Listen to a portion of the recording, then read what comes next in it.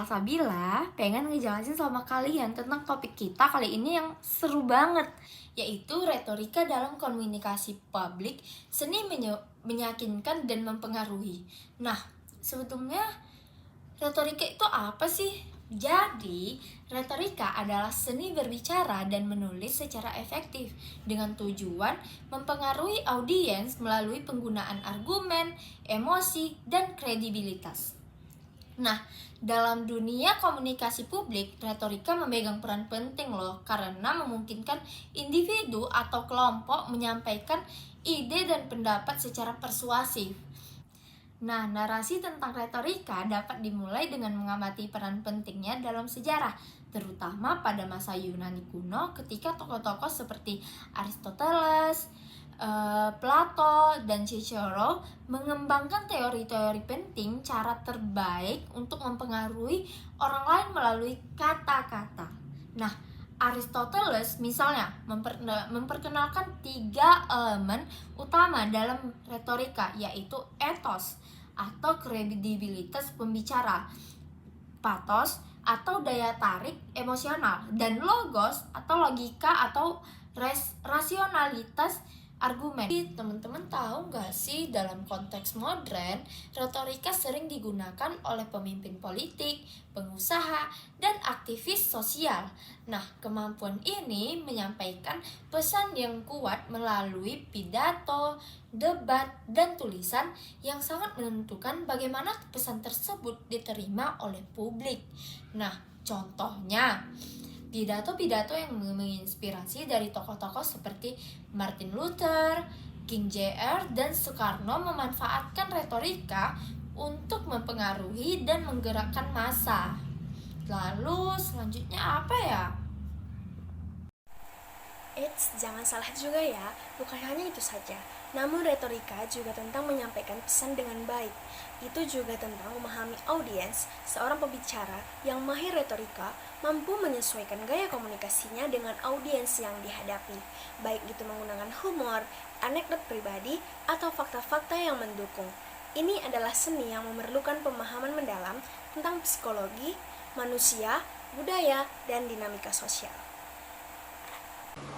Selain itu, teman-teman juga harus tahu loh, kalau dalam era digital, retorika tidak hanya berlaku di podium atau dalam percakapan tatap muka.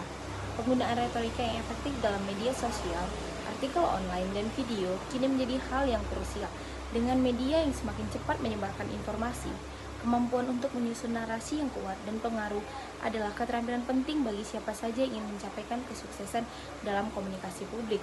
Retorika bukan hanya soal berbicara dengan baik, melainkan soal menciptakan pengaruh yang langgeng dalam banyak audiens melalui kata-kata dan yang dipilih dengan bijak. Manipulasi melalui retorika. Nah, permasalahan ini muncul ketika retorika digunakan untuk menyampaikan informasi yang menyesatkan atau memanfaatkan emosi audiens secara tidak etis. Nah, misalnya beberapa tokoh publik mungkin menggunakan argumen yang kelihatannya logis, tetapi sebenarnya itu memutarbalikkan fakta demi keuntungan politik dan ekonomi.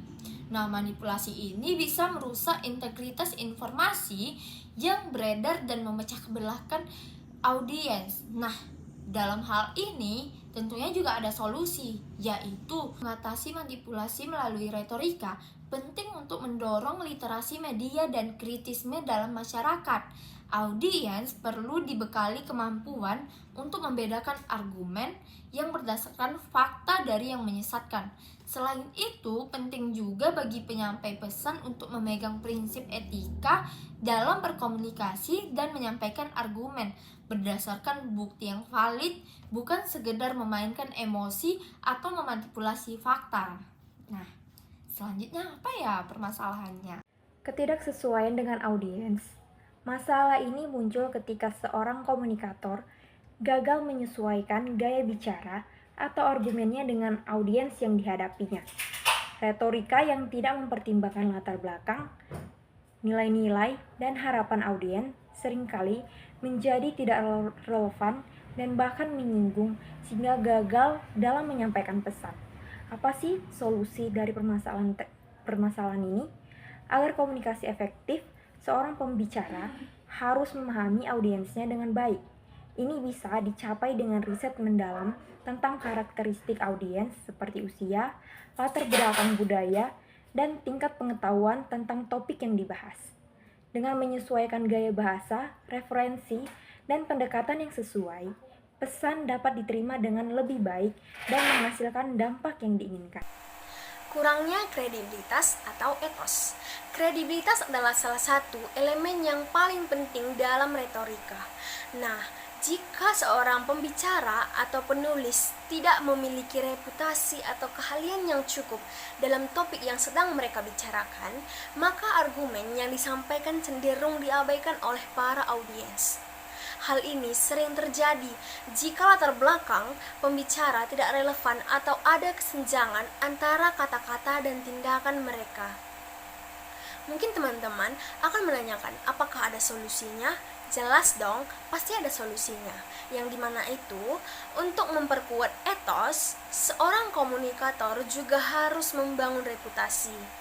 Reputasinya itu seperti yang baik dong, pastinya dengan menunjukkan konsistensi antara kata dan tindakan. Kredibilitas ini juga dapat diperkuat melalui transparansi, peneliti yang menyeluruh, dan referensi kepada sumber-sumber yang terpercaya. Selain itu juga, pengalaman dan keterlibatan aktif dalam bidang yang dibahas dapat meningkatkan otoritas seseorang dalam menyampaikan pesan. Ketergantungan berlebihan pada patos atau emosi. Beberapa komunikator sering terlalu bergantung pada emosi atau patos untuk meyakinkan audiens dengan mengabaikan elemen logika atau logos. Meskipun emosi dapat menjadi alat yang sangat kuat tanpa argumen rasional, pesan dapat dianggap dangkal atau manipulatif. Solusinya, keseimbangan antara patos dan logos sangat penting dalam retorika, sementara emosi dapat menarik perhatian.